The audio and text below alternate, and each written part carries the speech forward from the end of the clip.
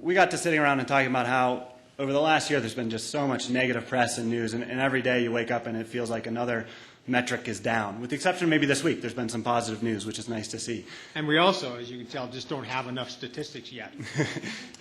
and one of the things that we thought about is all these statistics are backward looking.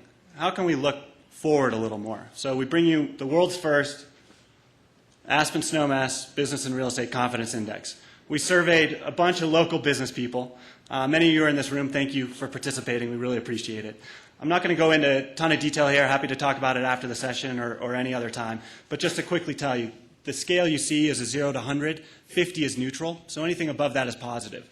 So right now, the local business sentiment, and this is much like the University of Michigan Consumer Sentiment Index or the Conference Board's Consumer Confidence Index, but on a local basis. Locally, people are feeling positive. Not incredibly positive, but they're feeling a little bit better than they were previously. Over the last year, they look back and they say, no, business hasn't been great. But looking forward, we're optimistic. Next, we did a real estate buyers index. Not surprisingly, this is quite a bit more positive. But it's not as high as you might expect from what you read in the press and what you hear on the street.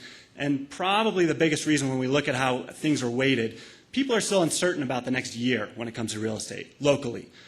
They look at it and say, I don't know about real estate as an investment for 1 year, but out 5 years, I really like real estate.